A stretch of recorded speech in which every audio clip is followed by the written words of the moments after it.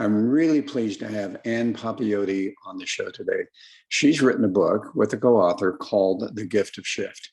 And in there, she talks about her experiences of betrayal, sadness, abuse, all of those types of things, and how she was able to take that and literally change her life and work through that. And now she is just an amazing coach that works with people and helping them to really work through those challenges and those segments of life that can be so challenging to each one of us. And yet, if we're willing to accept them and move forward with faith and hope, that ultimately we truly can experience that life of joy and happiness. So please join us.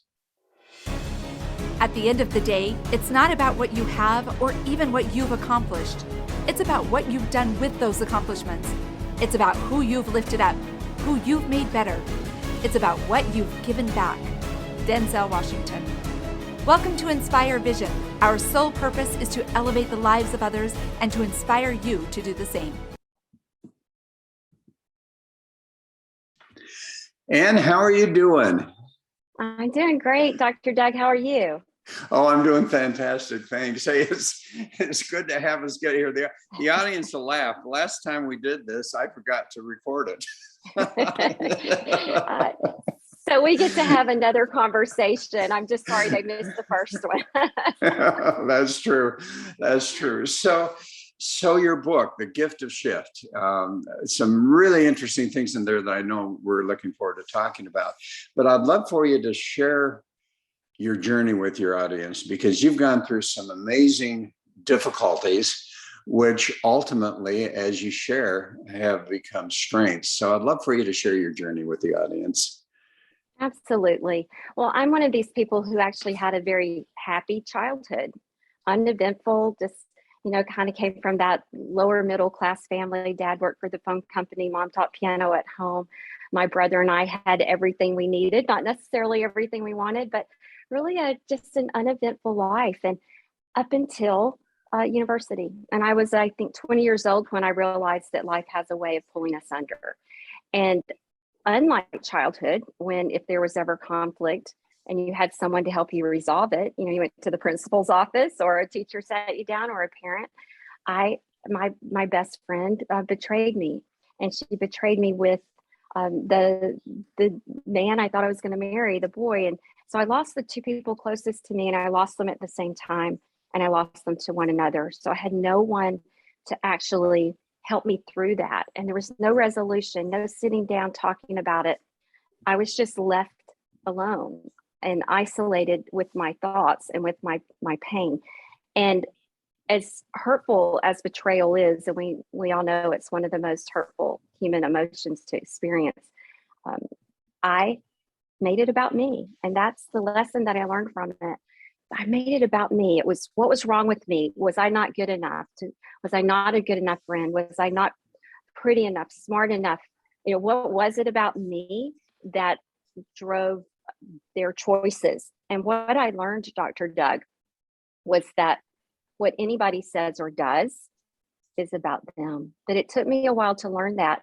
And after that betrayal and that big emotional trauma in my life, as I picked myself up and I continued to move forward in life, I changed schools. I kind of changed my environment. I did a lot of things, the right things, so to speak. I was around new people and new environment, and I ended up finishing school at another school. What I found was I still had an open wound. And so I hate the line in that movie, Jerry Maguire, "You complete me," because you know what I was looking for? To be completed. And I ended up right in a relationship that ultimately was abusive.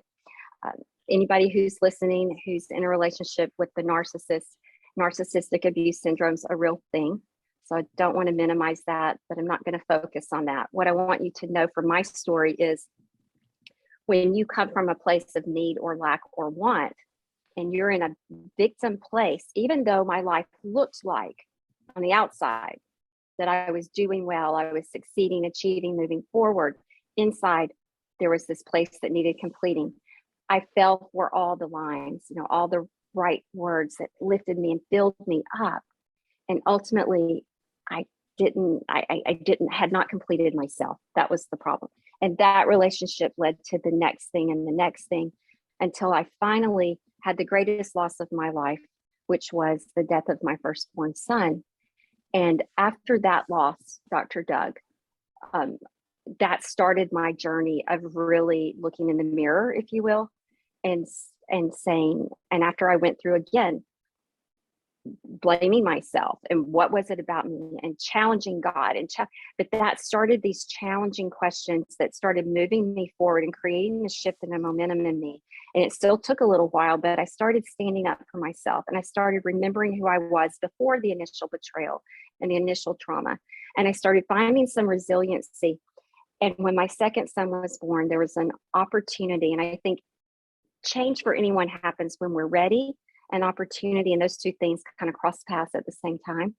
And there was a moment in my second son's life when he was just a toddler, 22 months old, where he stood between me and his 6'4" father. And I'm 5'3" if I stretch, Dr. John. But he knew right from wrong. And in the moment, he called it out and he said, "No, Dad, I know, and Mama, Dad, I'm bad." And in that moment, and as I describe it in the book, in the chapter called The Gift of Grits, I found that courage, ready and opportunity crossed paths. And in that moment, I jumped off the proverbial diving board, and it was exhilarating and frightening at the same time, but I did it. And I never looked back. I kept moving forward. And even though it was difficult, and breaking up with a narcissist is never easy, I moved forward in life and continued my journey. And how I ended up doing what I do now, Dr. Doug, was I joined a support group for separation divorce. And in that group, I was tapped into for my skill set to lead the group, because I had been in facilitation and training development for the corporation I worked for. And I didn't feel ready. But another thing I learned was you can't help but help yourself when you're helping someone else, when you're helping others. And so I began serving in that way and continued growing and healing. And I've done that now for 25 some odd years, and eventually found a way to serve on a more specific level, and went back to school and got my coaching certification along with many others. So. Oh, that's fantastic. And you talk about a couple of different things, and I really want to get into the gifts, because those are fun to talk about. You also talk about hidden grief, and I think there's a lot of people who have lost spouses, who have lost children, and those type of things. And I guess the question I have, because I see some of them kind of break out of it. I see others that have really struggled with it and ultimately have figured out a way to break out of it. I see some that may not even have figured out how to break out of it yet. What are your thoughts on that? And based on your experience, how does someone take this grief situation that occurs, regardless of what the event was that causes that deep grief, and move out of that to where they start to experience happiness and joy again in their lives? Yeah. Grief is an interesting animal, if you will. I think it's underrated. I think the power of actually going through the grieving process is imperative to be able to do just what you said, to move on and find that happiness again. Hidden grief, as you said, that is, I think, something that a lot of people get caught into. And I found myself in this. I found myself moving forward without having done the grief work. And I talk to a lot of people who do that. And when I meet a client, or I meet someone in a support group who's just busy and accomplishing and achieving, and I ask them, what are you avoiding? And when we go back and we really kind of peel it back, often they never grieved a loss of some sort, a loss, a criticism, a sadness, something in their life that they've never truly grieved. And now they're dealing with the next thing. And that's what I found myself doing. And the way I like to think about it is, I tell him a story, The Gift of Buoyancy, that my dad taught me how to swim in a lake back home in Alabama. And he insisted I learn how to float first. And I remember thinking, no, I want to swim. I want to be able to get over in the other side of the rope and where the platforms were and the older kids. And he said, no, you're going to learn how to swim first. Float first, because if you only learn how to swim, you're going to wear out and you're going to eventually sink and possibly drown. So let's learn how to float first. So I did. And now I realize how important that life lesson is to all of us, is to stop and reflect and pause. And when you're floating, you know how when your ears are underwater, you can hear your breath and you can hear the beating of your heart and your perspective when you're on your back. Think about it. You've got the whole sky. You can see so much more than if you just keep swimming. You're always just what's right in front of you, just in that lane and just in that direction. And I realized what I had done was I just kept swimming through life, and I wear myself out, and I just get in the next boat, and the next boat wasn't always the right boat. So hidden grief is often masked in achievement and success and busyness and all of these things. So the power of grieving, to stop and reflect and be with your pain. And I have a laundry list of loss beyond the loss of my son, even that I've shared with people. But each thing, once I learned how to grieve it and be with my pain and validate it and acknowledge it, and then learn how to let it go. And I think the lesson's always in letting go, but you have to do it first. You have to feel it, experience it, then let it go. Then you can move through and come back to that baseline. We all have like a baseline of happiness, and we come back to that eventually, but only if we've allowed ourselves to move through the grief. Well, and another interesting thing you said, you talk about, you hate the comment, you complete me. I was listening. I love Audible, so I was listening to Viktor Frankl's book one of them that he wrote, The Meaning of Life, I think is what it's called. And it was interesting because as he talks about it, and I don't know if you've read it or even remember it if you have, but he talks about the fact that part of achieving joy and love is being able to find that person with whom you experience a deep love and so forth. So there's almost a conflict there of how do you take someone who is seeking someone to complete them, and what's the difference between that and perhaps what Viktor Frankl's talking about, where as you're moving forward, the highest achievement that you can start to really experience that is that love, I suppose, of yourself as well as someone else. What are your thoughts? My thoughts are that it has to be self-love first. And when you can first recognize the value of you and take responsibility for you. So I think of it in sort of energetic levels.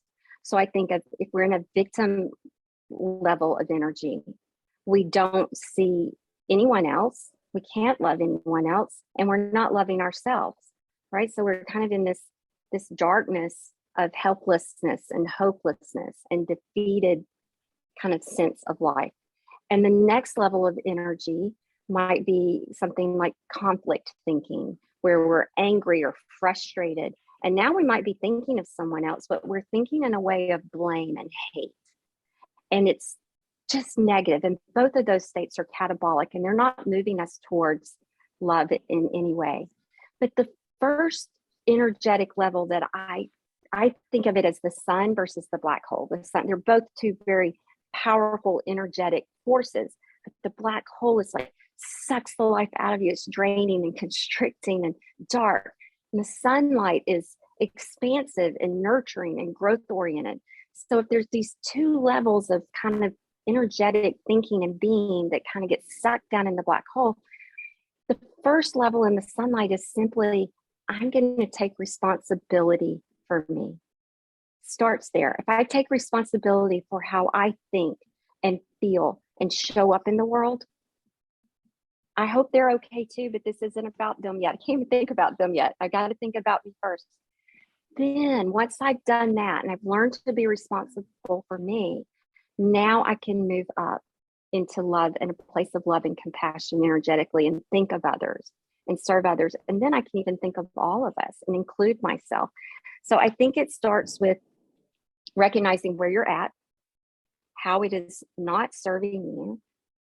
And then it's the power of choice. And that's what my co-author Tracy McDonald and I talk about in The Gift of Shift. The power of choice. That's our key to freedom. We just often don't use it and we don't see it, especially if we're stuck down in that black hole, in that catabolic, energetic ways of thinking and feeling and therefore being as we show up in life. But if we can just get up into the sunlight, sometimes it just takes looking up from our pain. And I talk about this a little bit, after the loss of my son. Trust me, I didn't want to live myself.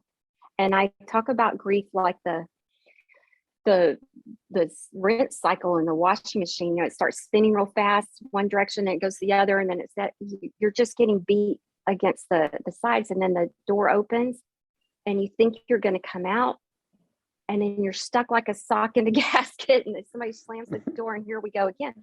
It takes a while, but you have to want to feel better. You have to cooperate with time. And Dr. Doug, that's my big lesson about healing from any big loss or trauma or grief is cooperate with time. Allow yourself the time, that space to heal, and then cooperate with it.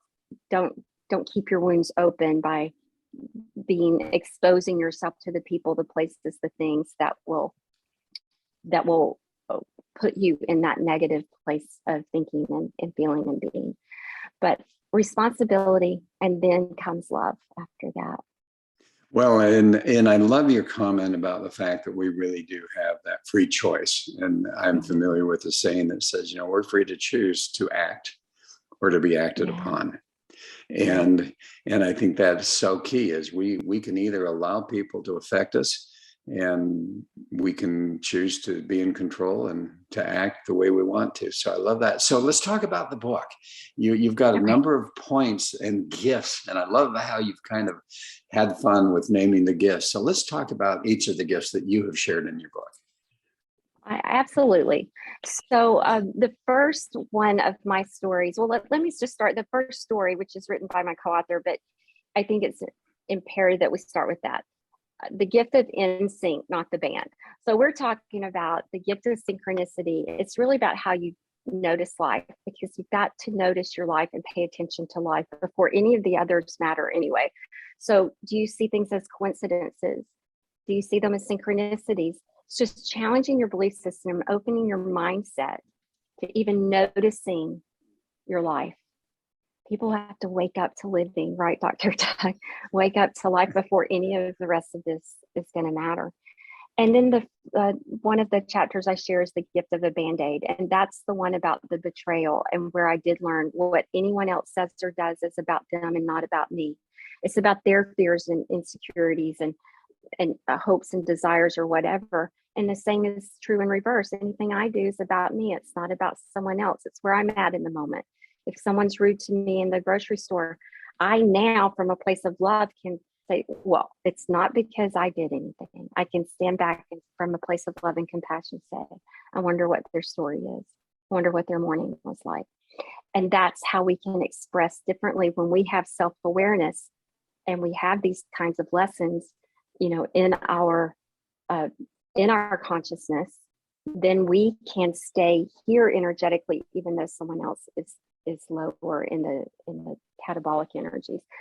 So the gift of a Band-Aid is not about sticking a Band-Aid on it and getting on. It's about allowing yourself to heal. And sometimes we have to stop picking at it and stop looking at it and stop exposing it so that we cooperate with time and allow that wound to turn into a scar. And we're never going to forget what we've been through that was so painful. The scar is there to remind us. And it's like that, keep the past in check, learn, but now focus forward. So that's one of the gifts.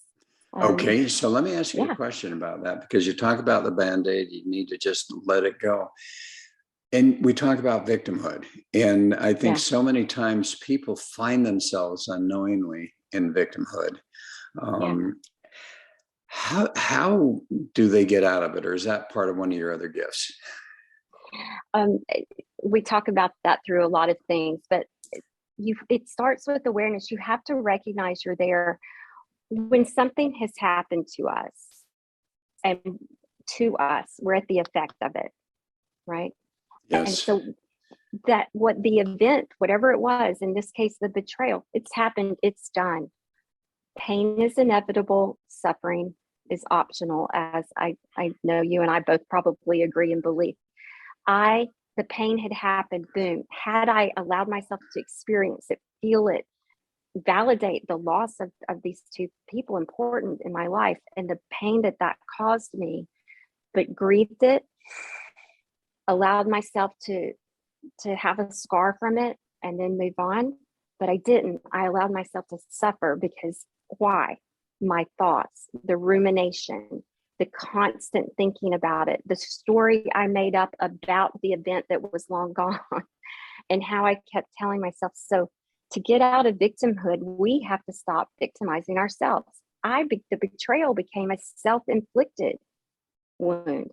I began self-betraying. Often, if we can't figure it out that it's happening in our thoughts, look at your life and how you're showing up. I was over drinking. I was overeating. I was underperforming at school. I was underachieving. All of these things, I was betraying myself. I was not in alignment with my true nature. So my life was chaotic. So that's a big sign for people. Observe your life, come out as a participant and kind of view it. I'm not in alignment with my true self. I'm not happy. I'm not whole. How am I behaving? How am I showing up? Where are other conflicts happening in my life? And then we can come back and trace it back to, okay, well, I'm doing these things because I feel this way. I feel like I'm not worthy of love, perhaps in this case. Well, why do I not feel worthy of love? Because I think I'm not. Why do I think I'm not? Because I'm the one telling myself that because of their choices. So come back. What's the real truth here? And we get to choose our beliefs. So choose the belief that's most empowering for you. And then you got to want to feel differently. And then you'll do differently when you feel differently. Oh, wonderful. Okay. So gift number 2. Gift number 2, I believe I share. Well, let's just cheat here. Here's the book. To go in order, my next one's The Gift of Charlie Brown. I love Charlie Brown. I love Charlie Brown. This is the one about the loss of my firstborn son. And this is the one about grief that I spoke about and those feelings that are so difficult. And in the Charlie Brown Christmas, Schultz talks about how, Charlie Brown, that little tree, he just thought it wasn't right. Didn't fit. And he ends up discovering the true meaning of Christmas. And he comes out and this tree becomes very special. And I remember that's how I felt about my son. There was an opportunity after he passed to speak to a group of resident intern pediatricians. And I thought, no, why? And ultimately, at the time, they weren't learning bedside manner. There was no course for that.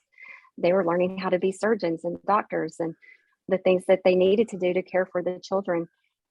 But they wanted me to share my experience because it hadn't been lovely. It had been quite terrible. In fact, with the surgeon who had to tell me that my son was going to pass and some of the care, he'd had wonderful care at one hospital and felt like family. And then ultimately when he was going to pass, it just was not. And I ended up saying yes. And when I did, and I spoke to this group and I ended up after this, I remember just feeling that release, the letting go, because I realized there was purpose and meaning for his life. And when you can create purpose and meaning out of a loss, you're going to free yourself to go to that place where you're talking about finding happiness and joy again. I was joyful, and like Charlie Brown found the true meaning of Christmas, I found the true meaning of being a mother. It wasn't having a child to raise. It was having this child's life have meaning, and that was my job. And I just was so fulfilled when I recognized that these 60 or 70 doctors to be would have his story with them, and how many lives would they touch in the course of their careers. And it just literally filled me with joy and grace to know that his life had meaning and purpose. And it's always been ever since. It's something that I honor. And have I been sad? Of course, I still experience sadness, but I experienced pure joy that his life, as short as it was so impactful. And that's up to us. I had to look up from my pain, like Snoopy says. Yeah. there's always something good to come, that you have to look up to see it. You have to be willing to walk through open doors to say yes. And you know, and it is tough sometimes to experience whatever that painful event is, and then recognize that, how do I find the goodness in this? How can I find some good out of this horrendous thing? And yet when you do, the sense of gratitude, the sense of goodness, you're right, it pulls you out of that victimhood, which I think is amazing. It is. It will just lift you right up. So when the wind beneath your wings is cliche, because it's true. And pain, create purpose from your pain, and you will definitely move forward. Well, and then what's the next gift that Charlie Brown's chasing? Okay, then it becomes that next is the gift of grits. And this is about the second born son. And this is about leaving an abusive marriage and finding courage. And Dr. Doug, the big lesson here is that courage is not free of fear. Courage is in spite of fear, but doing what you know you must be done, and you do it anyway. And we're seeing a lot of that in the world today. But in a personal life, it's really being, ready and opportunity and taking it and doing it. That's courage. And certainly I was frightened and scared, and stayed that way off and on, but I chose love over fear, love for my son, and ultimately love for myself. And staying connected to your why when you're doing something that requires an act of courage is important. But, like they say, no grit, no pearl. And I got my pearl. And courage, if we don't have the courage to face these situations, we just stay, as you say, in fear. And the challenge, I think, is that when we are fearful of situations, we tend to attract those situations again back into our lives. That's right. And I because I work with separation divorce support a lot, I share that often. I share this story often because I still allowed my ex to control a lot of my life for a period of time, even though I got out of the relationship. That was such a big step and so freeing, but I still allowed that. And it was because I was fearful. But the more I worked through that fear and let go and faced it, the more I was in control. And to this day, we now have a mutually respectful relationship, and we can sit together at things for our son. Whereas before, I was just acquiesced in a corner, and it was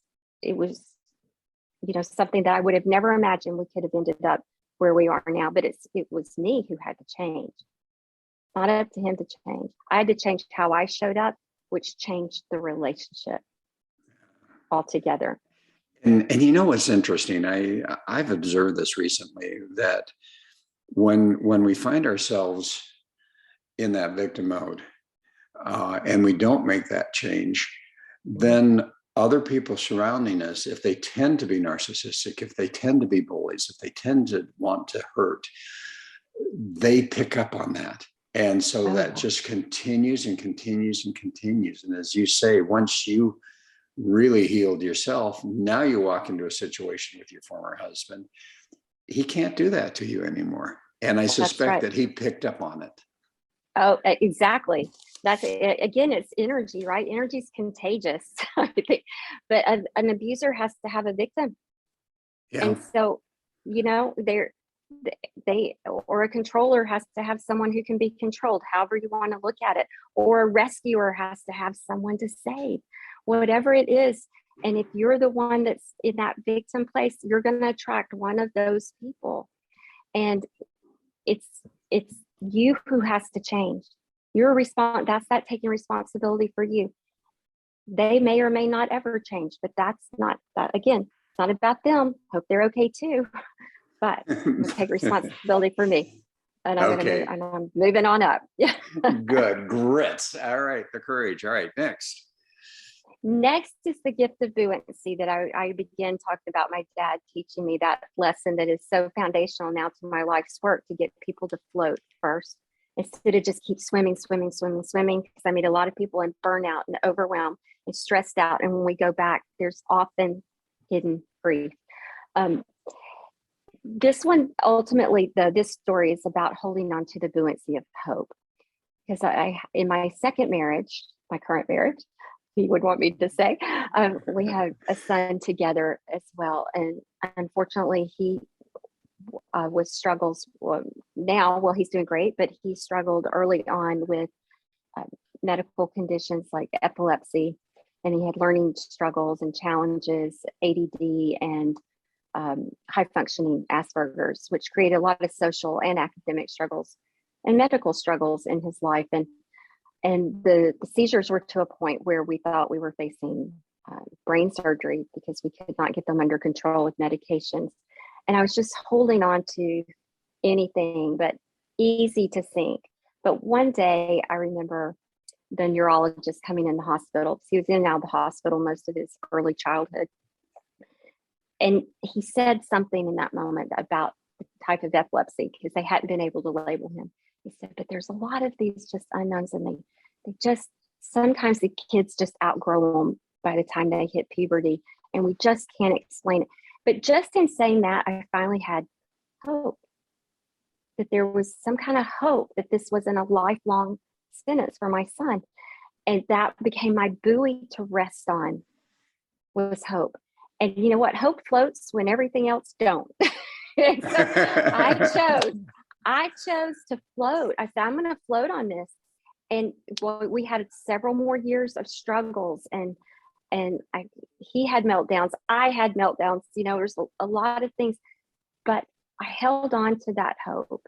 And that's what would give me that float time in between having to swim from this place to that place. And then I could float in hope. And then we'd go to the next MRI, and then the nuclear MRI, and the next test. We even traveled to different cities and even between countries for different tests. But I had that buoy of hope to rest in. And that's what that's about, is to find what you can rest in when you're going through something difficult, like a diagnosis and treatment and all of these things. There's always hope when there's nothing else. Beautiful. Next gift. I believe it's Jomo. Let's just look. Are you familiar? Glad you brought your book with you, right? Me too. Are you familiar with the acronym JOMO? No, please share. Okay, so a lot of people are familiar, I find, with FOMO, which is the acronym for fear of missing out. And JOMO is just the opposite, joy of missing out. So the circumstance doesn't change. It's the mindset that changes. So this was one of the most difficult chapters for me to write. You might think it would be one of the others that was, so emotional or traumatic as far as experiences in my life. But actually, it was this one. And my co-author, Tracy, just asked me, she says, remember when you told me about when you gave up your career and you moved to Montreal? I went, oh yeah, let's talk about that. There was a lot of FOMO in that, because what if this marriage doesn't work out? So all my past trauma came back. What if this marriage what if I have to I'm giving up my career? This was my financial freedom. I had 17 years with this company. What if was all in my mind. Okay, but we had this opportunity to move to Canada, to Montreal, for my husband to advance his career. Yet I had given up mine. All this fear came flooding in, but also came in was the opportunity for joy, which was I get to stay home with the kids. I had wanted to when I was a single mom and couldn't because I had to work and be the breadwinner. Now I can and I get to, and all of these things. And do you know that it was after we were in Montreal that my youngest was diagnosed, and I would have quit, but I had left with a severance package. So there's all these fear, joy. We do a dance, Dr. Doug, I believe, with FOMO and JOMO. And it's in our mindset about a lot of decisions and choices that we have in front of us. And at the end of the day, it's about which will you choose? How will you choose to look at it? Need, necessity, I have to, or love and joy, I want to, I get to. And that's how that played out. And I think when the pandemic hit, we all were doing this dance at the same time. Yeah. We saw 2 years ago about this time, people were like, not knowing we would still be in it 2 years later. I get to stay home. Spring break's extended another week. I get to stay home. And then we had heard other people go, what? I can't go to my restaurant, my gym, my what? I can't do this. So some people focused on what they couldn't do, what was taken away from them. And other people went, oh, I'm going to stay home. We saw some people choose the joy of learning to garden or learning to bake bread. We remember all these stories about these things that people were engaging in or spending more time outdoors in nature. And then we had other people that adopted some really, self-sabotaging behaviors. Their cheek imprints were on their couch, so to speak, Netflix binging and mindlessly eating. And that was the FOMO JOMO dance. And 2 years later, some people are still in it, but it's a mindset. Yeah. And it's either you choose fear, or you choose joy. And joy is love. Yeah. and that takes some faith. I mean, when you moved up to Canada, there had to be some tremendous faith that, you know what, I'm going to do this. I talk about the fact that, life can either be something that we experience that we're not happy about, or it can be an adventure. But in order for it to be adventures, we have to create that adventure to some degree ourselves. Yeah. And look at the change as an adventure. That's it. How we look at it, right? And that's what I did. I chose it as an adventure, and I chose it from a place of love. And I took my skill sets from the 17-year career and I plugged them into the community. I said, okay, so I'll sign up. I'm going to organize the prom, and I'm going to volunteer at the Women's Center.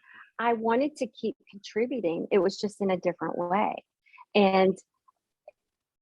But the fear, all those fears, from the past that perked up, what I knew, and I had to rely on that faith that you mentioned, Dr. Doug, was that I'd be okay no matter what. Research repeatedly proves that without developing a healing resiliency after even one emotional trauma, we are left feeling very dissatisfied with life and overall kind of an unwellness in life, a lot of illness and so forth. Well, I had a lot of emotional trauma starting in my 20s, going up into my 40s. And so what I know is that I developed a healing resiliency. And what I've learned is that the importance of untangling from our past and healing our hearts and recovering the truth of who we are and staying in alignment with that sort of mind, body, spirit, so to speak. And then that makes decisions and trust and faith come from a natural place where fear can't even get in the dance. We put fear in the corner, baby, Yes. Because now we can dance with joy and love and trust and faith and know that we're okay. Good. Next one. I lost track. How many are there? I have 6, and All Tracy right. has 6. So There's 12, and was I that can. number 5? Was That's 5 for me. okay. So what's My number last 6? one is the gift of beautiful, and focus on the word you and beautiful. This is about learning how to be true to who you are. And this is the lightest, I guess, of my stories, but it's one of the most significant because it's so common. And the thing about the book is that all 12 stories, while they're Tracy and my personal stories, they're told to inspire people to rebuild their own, because the things are all common to life. We've all had experienced betrayal on some level. We've all had to tap into courage. We've all had to hold on to hope. We've all had to quiet that inner critic or find forgiveness.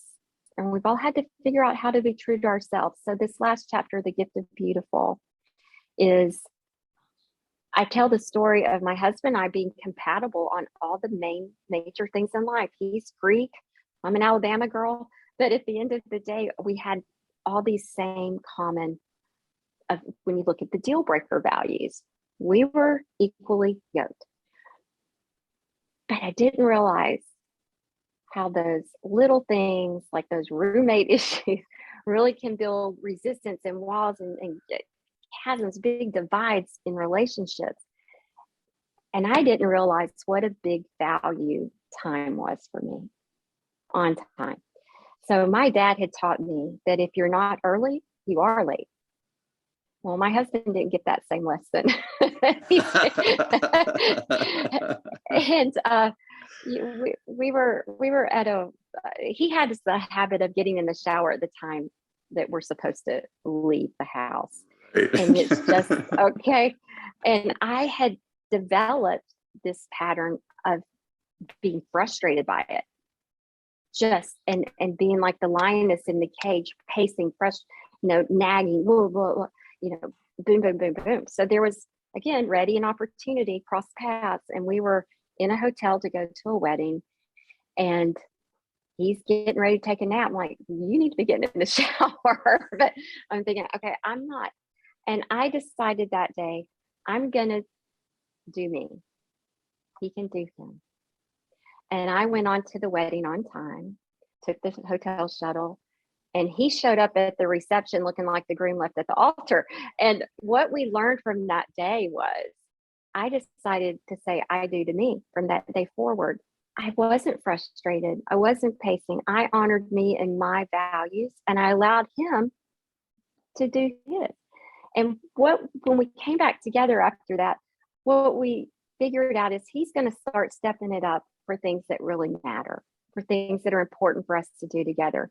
And I could relax about things that weren't quite as important. Like I could miss the previews at the theater, even though we're going to sit like this, but I'm not going to, you know what I mean?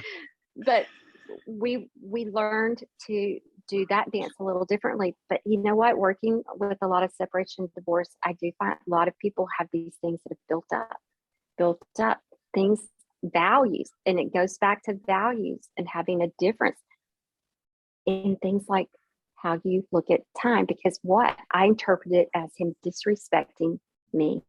And that wasn't the case. He had a whole different interpretation of what was going on. So it really is about being true to yourself, allowing someone else to be true to themselves, rather than letting it build up and then break you up in relationships that matter. Yes. And sense of humor. I think about that, and I think about relationships and all of that. And it's like, you know what, the minute you can start having a sense of humor about your own frailties, yeah, as well as someone else that you may happen to be in a relationship with, and you can laugh about it. And I love that concept. So one final thing before we finish here. Yeah. Talk about, how does one discover meaning in their life? Because you had kind of mentioned that a little bit as we were talking about some things. So how does someone that is just finding themselves, particularly with this COVID, and now all of a sudden here they are, how do I find meaning in my life? Yeah. I love this. I think about connecting the dots, because the clues are there. So I think we have to first look back. So connect the dots, like on a menu, a child's menu in a restaurant. You know, when you start connecting the dots of your life, sometimes the picture is not what you expected on that little child's menu. Start connecting the dots of your life. So look back. How did I get to where I am now? What are these major things that have happened? Where are the twists and turns? Where have the detours been? Where did I think I was going to go? And where did I kind of detour off, and what happened? What were those big things? Because that's going to be a clue to what you might still be holding on to. And once you connect the dots, now let's pinpoint the pain. What emotion might I still be stuck in about something in that picture I just created about my past? What emotion or what story? What is it? What am I holding on to that needs to be released? Then we can look forward. So after we look back, look within, now let's look forward and at who we are. First, recover the truth of who you are and how you're going to apply it going forward. So do the values work. And I give some, there's a link in that last chapter where they can go to my website and get some values words and an exercise to really kind of get that. And when you get that truth of who you are, and you've seen where you've been and what pain you've been holding on to, you can now ask yourself, what are my gifts and talents? What are my passions? How can I serve the world? And what do I want? What do I desire in life? And watch this thing start narrowing down. And I think you'll start seeing yet a new picture come to life and say, I went through that because I've always wanted this. Doug, I put in my childhood, what I'm going to be when I grow up book, teacher consistently, like teacher, stewardess. Don't know how I didn't know what that was. I didn't fly till I was in my 20s. And I did end up working for an airline. Teacher, nurse. I was never traditionally a nurse, but as a flight attendant, how I started at the airline, I was trained in everything to save lives. I was a lifeguard, became a competitive swimmer, learned how to save lives. It's always about helping people. But that teacher thing, I didn't end up in the 4th grade classroom in front of a chalkboard like I thought. However, I did end up teaching in a non-traditional way, in the way that I serve now. But you'll find meaning and purpose and clarity. Connect the dots. Find the emotion or the pain that's keeping you stuck or holding you back. There's a reason you've been there where you've been. There's a reason you're feeling this. Let's let it go. Come back to the truth of who you are, and then start getting some clarity for moving forward. How can you use everything that life has given you and all the lessons to use to couple that with your gifts and talents? For me, teaching, gifts and talents, your heart's desires, and how that can serve the world. Amen. All right. So how do folks find your book? They find The Gift of Shift on Amazon or any online reseller, Barnes & Noble, etc. Or if they want to purchase from their local bookstore, they can order it from their Ingram Sparks catalog. Okay. And with all the traveling you do, how do they find you? I know. We've met in 3 different cities already, Dr. Doug. They can find me on skyviewcoaching.com. And please reach out. I love to connect to people that just want to talk or chat, or if you want to have a discovery call, can connect with me through email there or book that discovery call. And then on social media, all the usual places, Facebook, Twitter, Instagram, etc. Wonderful. LinkedIn. Ann, thank you so much. I'm glad we finally got to do this. Likewise, Dr. Doug. Absolutely. Thank you for your patience and all of the changes that we've had to make. Well, I really appreciate it. And folks, have a wonderful week. Thanks for listening. Please join us again and recognize that you really are in control of your lives and your happiness. And have a great week. Thank you, Dr. Doug. You as well.